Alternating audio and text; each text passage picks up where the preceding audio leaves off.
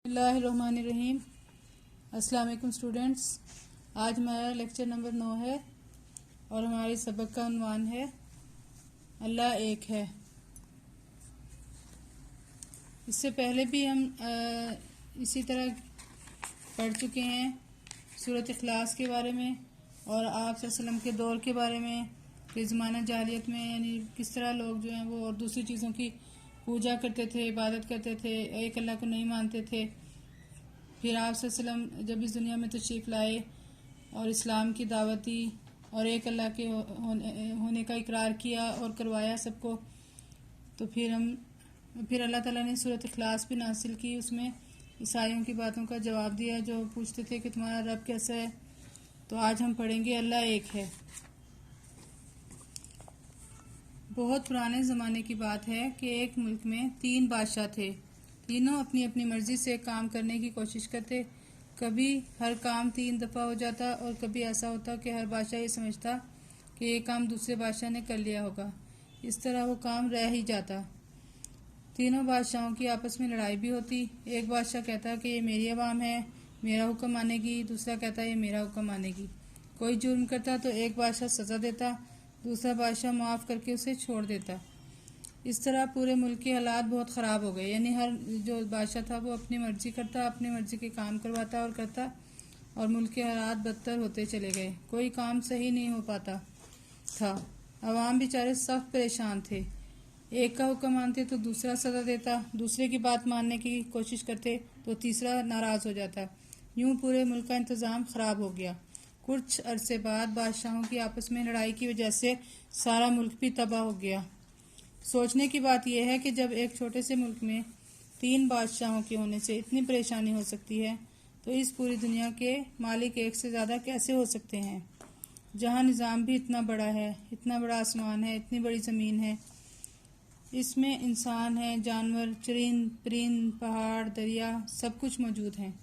मगर हमें कहीं भी ऐसा नहीं लगता कि कुछ गलती हो रही है। ना कोई समंदर दरिया में मिलता है, ना ही कभी आसमान थक कर पहाड़ पर बैठ जाता और आराम करता है।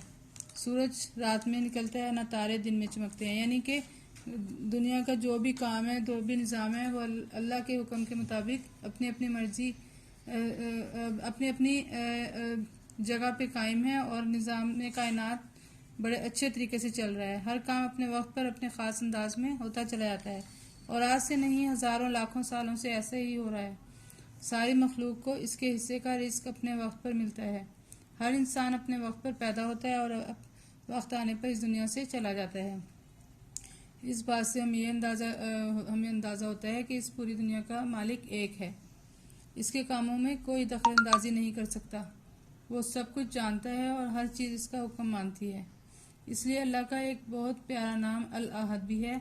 अल अहद के मायने हैं एक अकेला, जिसके जैसा दूसरा कोई नहीं। यानी कि एक अल्लाह ही है जो पूरी निज़ाम कायनात को चला रहा है और बस वो हुक्म देता है और वो काम फ़ौरन हो जाता है। और इसी तरह उसने हर चीज़ को हुक्म दिया हुआ है और वो अपना काम सर अंजाम दे रही है। ठीक है।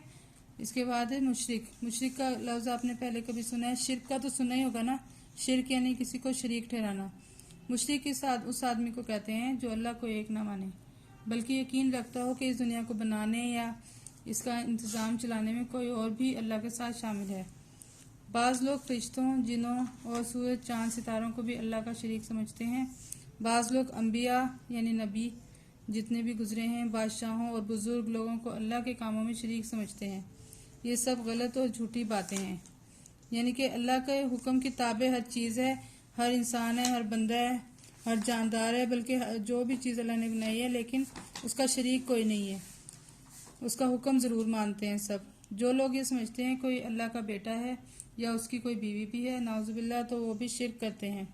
वो लोग भी मुशरिक हैं, यानी शिरक करने वाले हैं जो ये समझते हो कि अल्लाह किसी इंसानी सूरत में दुनिया में आता है और वो काम करता है जो इंसान करते हैं।